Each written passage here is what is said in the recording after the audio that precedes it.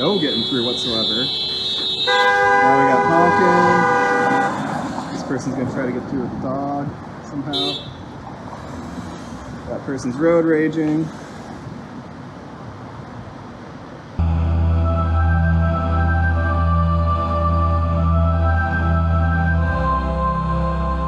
Hi everybody, and welcome to Seattle Bike Blog TV. I am your editor, Tom Fucaloro, and today's video is all about 9th Avenue and Mercer Street. And a lot of you are probably very familiar with this intersection already because basically anytime that it's even remotely busy, the crosswalk and the bike lane are hopelessly blocked completely, and anyone who tries to get across has to sort of weave through all the cars to get through. And after sitting through this day after day, every single time I ever go through there, I decided that this needs to not be this way anymore and that there may actually be a fix that costs $0. So we're going to go down to me on the street and I'll walk you through how this idea works. Alright everyone, I'm at this intersection of 9th Avenue and Mercer Street in South Lake Union. An intersection that people know pretty well because of the fact that this crosswalk behind me and the bike lane are basically always blocked. Okay. So you can see Mercer Street's about to get a red light, and so the cars over there have to stop, and these cars go through, and then what happens here is all these people turn left from 9th Avenue on the Mercer, and they don't fit. There's not enough room, and they just keep turning,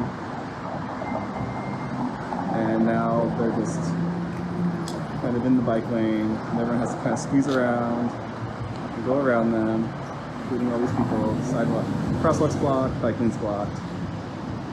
The problem is that Mercer Street goes to I-5, and there's only so much capacity to go on those ramps. And so even when the lights are green, it doesn't really matter.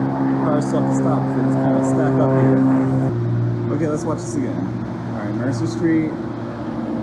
It's a red light.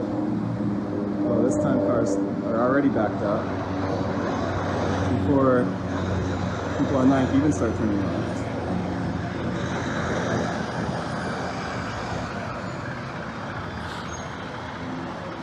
Crosswalk completely blocked, bike lane completely blocked. Now it's a green light. So, what do you do? This person's going to try to weave through there, person weaves through that, person goes kind of into oncoming traffic, go around the back, has to stop. This is super dangerous. This happens every single time, all day long.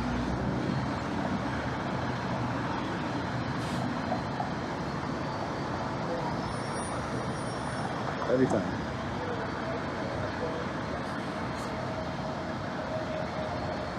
Alright, and that was the whole green. It never cleared. So why don't they just make the crosswalk and the bike lane and straight traffic go first, and then do the left turns? So like, it would take the same exact amount of time, and then if the left turners want to block all the lanes, that's fine because the light's not green if no one's trying to cross anymore. So it seems like you get everyone across and then nothing else really changes. Like, it doesn't help traffic on Mercer because nothing's going to help traffic on Mercer, but at least it like lets people use this crosswalk and this bike lane, which is supposed to be like one of the most popular bike routes to downtown in the whole city. So let's watch again. Okay, here we go again. Lights turning red on Mercer. Now let's imagine right now straight traffic can go. The bike lane is clear, the crosswalk is clear. If they let straight traffic go and the crosswalk go now, it's clear. Instead they let people turn first. This truck is gonna just absolutely block the crosswalk. There's no getting through whatsoever. Now we got honking. This person's gonna try to get through with the dog somehow. That person's road raging.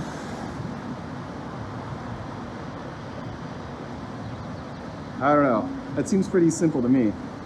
Okay, So let's look at a map to look from overhead at exactly what's happening here.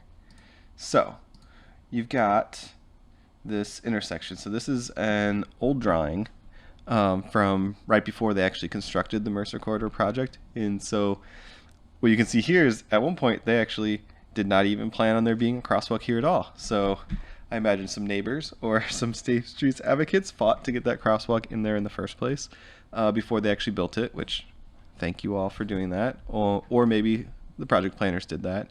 Either way, it was a good call. It's a very well used crosswalk. A lot of people want to cross there, which is why we should make it a comfortable and usable crosswalk that's not constantly full of cars.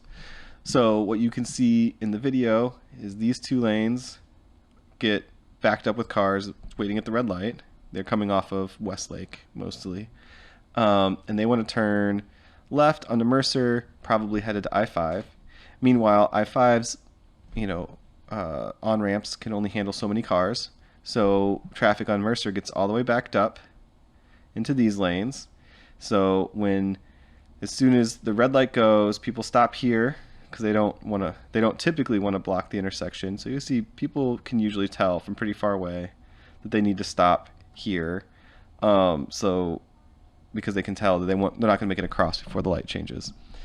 And then the left turns go, and they just go right in, and then they just back up because traffic's not moving on Mercer. There's nowhere for that traffic to go. And then they get a red light for the green, but it doesn't matter because they're just stopped. They have nowhere to go, so they're just blocking this whole area.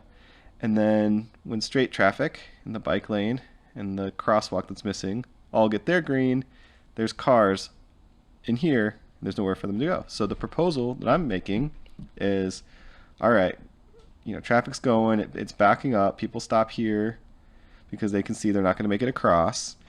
They get a red light on Mercer, have straight traffic go in the bike lane and the crosswalk, and then after that, then you can let people turn, and then they can back up and clog this intersection, which they're going to do anyway.